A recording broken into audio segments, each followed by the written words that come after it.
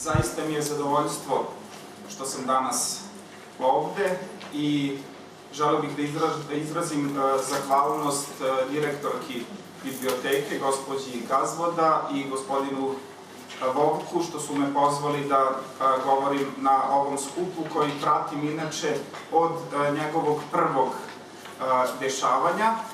Tako da, eto, želeo sam da dođem nekad kao posmatrač, a evo imam čast da govorim na tom skupu.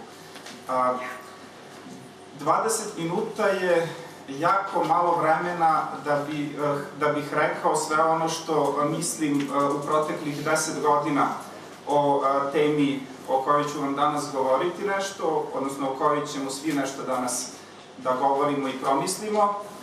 Ja se izvinjavam što govorim na srpskom, nadam se da ćete me razumeti i trudit ću se da govorim malo sporije kako bih vam olakšao razumevanje onoga što pričam. Ukoliko nešto ne budete razumeli, verovatno je problem sa jezikom, a ne zbog toga što ja govorim nesuvislo. Naime, ova tema je možda i suviše, možda malo prepotentno istaknuta, postojeće i moguće prakse vrednovanja i promovisanja književnosti.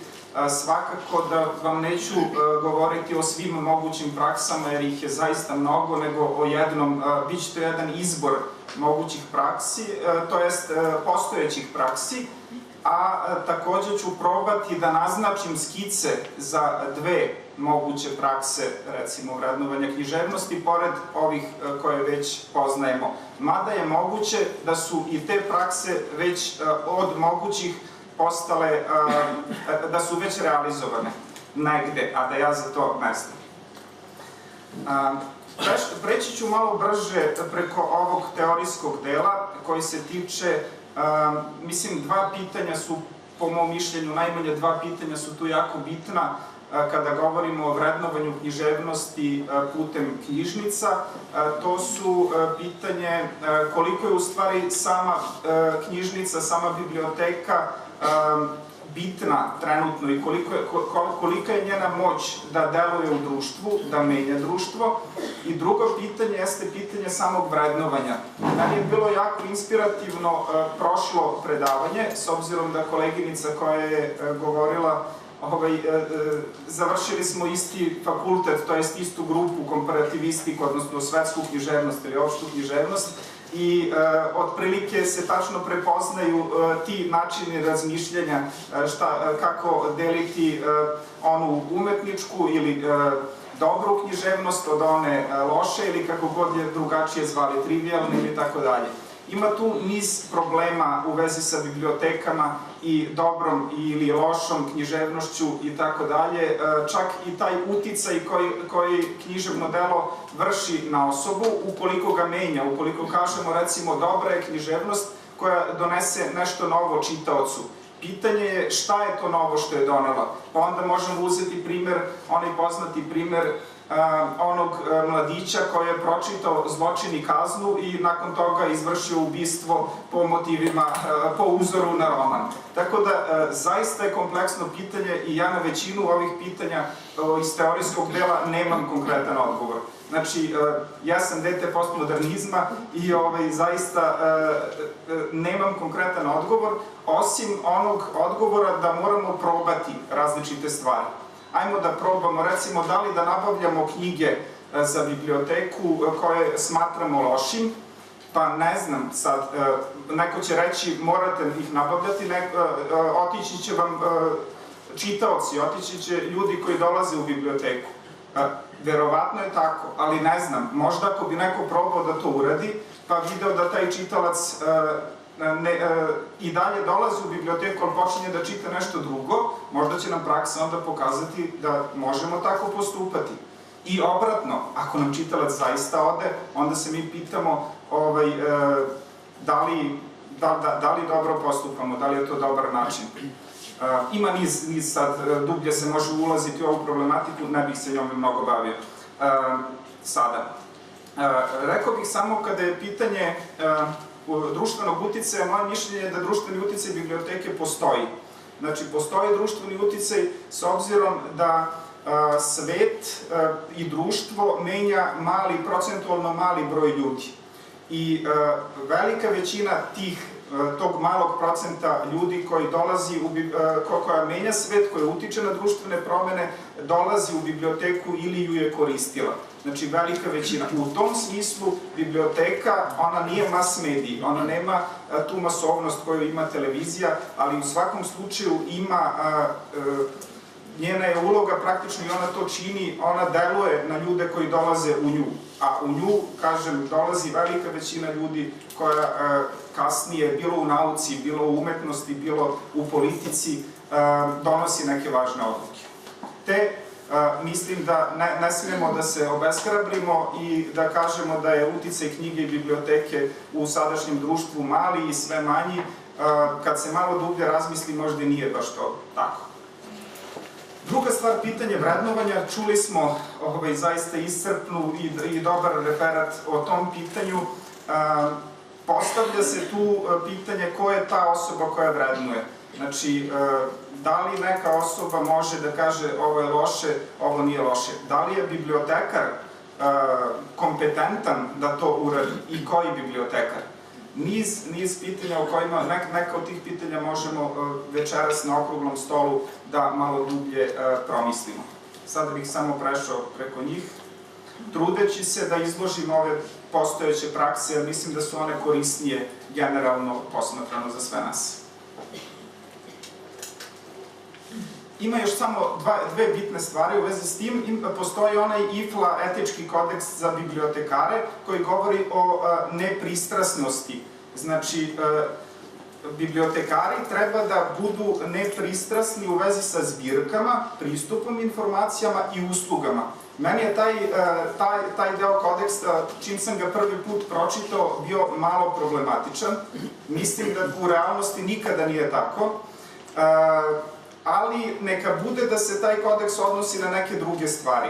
Mada i o tome se može diskutovati kako bibliotekar treba da preporučuje svoj fond, odnosno možemo reći mi smo nepristrasni prema svoj građi koju imamo, ali imamo pravo, na kraju krajeva ne samo pravo nego i zadatak, da promovišemo naš fond. Ne možemo promovisati čitav, pa onda moramo napraviti neki izbor. Te samim tim ipak moramo, odnosno pozvani smo da vrednujemo fond, odnosno deo fonda koji smatramo vrednim. I naravno Roland Barthes sa svojom pričom da je jedan od glavnih uzročnika zbog čega se manje čita, ovo je kraj 80-ih godina u Francuskoj kada je on to napisao, da je biblioteka jedan od tih glavnih uzročnika zbog čega se manje čita, o tome takođe. Mislim, te Barthove tvrdnje, taj članak o čitanju je malo onako na labavijim nogama, ali eto čisto neka nam je tu na umu da je bilo i takvih tvrdnji, pa može se i o tome diskutovati ozbiljnije. Prvo vrednovanje na koje nailazimo jeste vrednovanje već prilikom nabavke građe u biblioteci. I tu se javlja jedno od ključnih pitanja kod nabavke, da li nabavljati knjige, literaturu koju smatramo mi kao ustanova, kao knjižnica, smatramo trivialnom ili manje vrednom. A s jedne strane, mi znamo da je to manje vredno, sa druge strane, znamo, recimo da znamo, da postoje objektivna merila i da znamo, ali sa druge strane imamo čitaoce, imamo onu listu spisak želja ili dizederate koje bi trebalo da poštujemo. Šta tu uraditi? Pitanje je sad. Možda je neka preporuka, odnosno ono što sam ja promislio da je dobro, verovatno nisam ja jedini, nego i mnogi tako u stvari od nas razmišljaju, možda ipak ne presecati na jednu ili na drugu stranu, nego i nabavljati tu literaturu koju traže postojeći korisnici, ali truditi se da njihov ukus različitim akcijama, čuli smo već nekoliko zanimljivih i delotvornih aktivnosti, programa i drugih akcija, da truditi se da njihovu pažnju usmerimo na nešto drugo, ono što smatramo vrednijim. Sa jedne strane i sa druge strane, stvar koja je ključna za razvoj publike jeste rad sa decom. Znači, edukacija dece formiranje tog prefinjenog dobrog ukusa u dečijem uzrastu je svakako ključ za kvalitetnu kasniju publiku. Ova publika formirana već teško da može da se suštinski promeni, možda i ne treba da se promeni, to su već neka filozofska pitanja, nebitno. Čućemo jedan koncept koji je jako zanimljiv, engleski koncept, nešto ću samo kratko i o njemu reći na kraju, koji govori o jednom drugačijem pristupu vrednovanja književnosti u bibliotekama. Prakse su razne. Ja sam ovde pobrojao samo nekoliko različitih praksi, intervencije u prostoru i na fondu, programske aktivnosti, direktna komunikacija, upotreba savremenih tehnologija, izdavačka delatnost, saradnja sa medijima. Intervencija u prostoru, oglasne table, to je ono klasika, znači oglasna tabla sa spiskom nekih knjiga ili sa izloženim knjigama, izložbene police sa preporučenim knjigama, obeležavanje fonda, ono što Zlatna kruška, inače sjajan, po mom mišljenju, projekat radi, znači direktno nalepnica na knjige koje se smatraju vredne. I niz drugih načina, naravno, postoji intervencija. Potom programske aktivnosti, književne večeri sa velikim znakom pitanja, zbog toga što je pitanje svrhovitosti književnih večeri onakve kakve ih ja održavam u biblioteci najčešće u proteklih 10 godina je pitanje koje stalno iznova postavljam. Da li je smisleno organizovati književno večer na kojem će doći prijatelji autora ili još nekolicina stalno zainteresovanih i na kojima će slušati šta kritičar i kaže i autora koji čita knjigu. Da li ima smisla? Kakvu promenu to vrši kod tih ljudi koji posećuju takvo književno večer?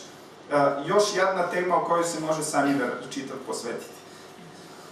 Razgovori, tribine, manifestacije, radionice, takmičenja, književni klubovi, žiriranja, sve su to stvari koje su i niz drugih stvari koje ovde nisu nabrojani. Ono što bih rekao samo kod manifestacija jeste da, recimo, istakao bih 3 festivala kao dobre prakse u Srbiji. Jedan je Beogradski festival poezije i knjige.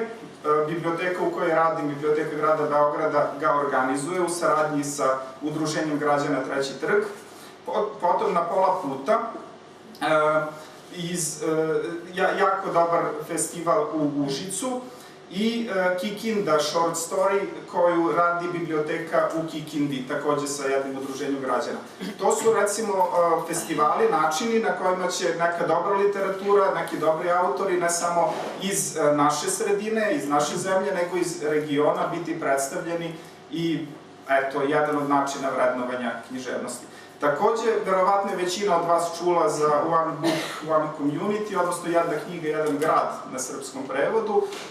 Kongresna biblioteka, to jest sekcija za razvoj ili institut za knjigu, nije ni bitno više u Vašingtonu, pri Kongresnoj biblioteci je pokrenuo taj projekat gde se jedna knjiga stavlja, gde je jedna knjiga u fokusu i niz programa se dešava u čitavom gradu posvećenih toj knjizi. Postoji na sajtu, na linku koji je ispod, jedan vodič za ovu manifestaciju, ali taj vodič je napisan onako američki praktično i jako je dobar vodič za bilo koju veću manifestaciju. Znači, tu ćete naći bukvalno od toga kako pristupiti i kako formirati ciljeve, tog što želite da radite, do metoda evaluacije za jedan program, čitavo uputstvo praktično napisano. Direktna komunikacija, već smo čuli nešto o tome koliko je to bitno i to je taj faktor ljudi, to je taj bitan faktor o kojem moramo jako razmišljati kada govorimo o vrednovanju književnosti. Korisnici, mislim, opšte mesto, svi znamo da se korisnici susreću sa živim ljudima, sa bibliotekarima kad dođu u biblioteku. Mogu oni online videti različite stvari. Svima se desilo da u prodavnici kupimo nešto drugo od onog što smo planirali, barem meni se to dešavalo online. Tako da edukacija bibliotekara na ovom planu je izuzetno bitna. Bibliotekar je taj koji će korisnika odbiti od čitanja ili ne, mislim, jedan od uzročnika je apsolutno taj. zbog toga.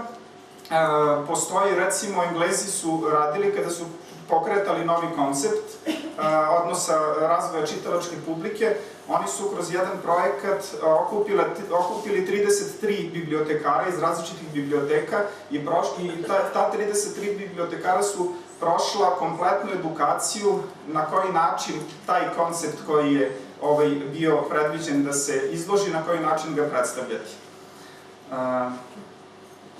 Direktna komunikacija naravno su i putem e-maila, putem korisničkih grupa, putem mobilnih telefona gde može preporuka knjige stići na mobilni telefon, knjiga za ovaj dan, pročitajte danas ili tako nešto, ili različiti načini već marketinga postoje putem mobilnih telefona. Izdavačka delatnost, ono standardno što je takođe bitno, putem brošura sa preporukama knjiga, putem časopisa i tako dalje.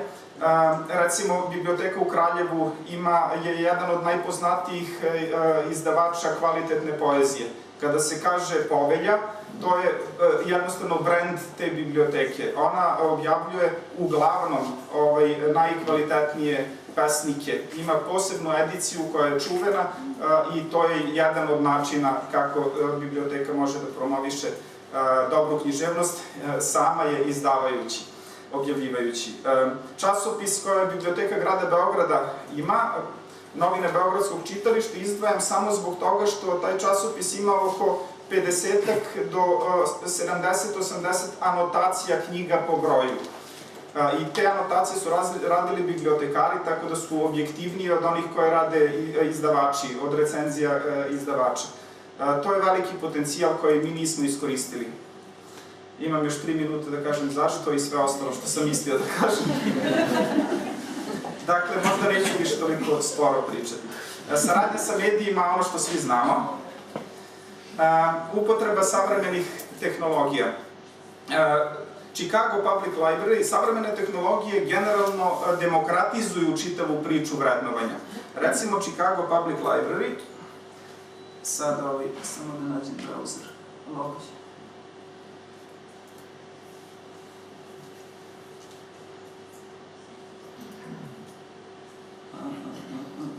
Evo ga.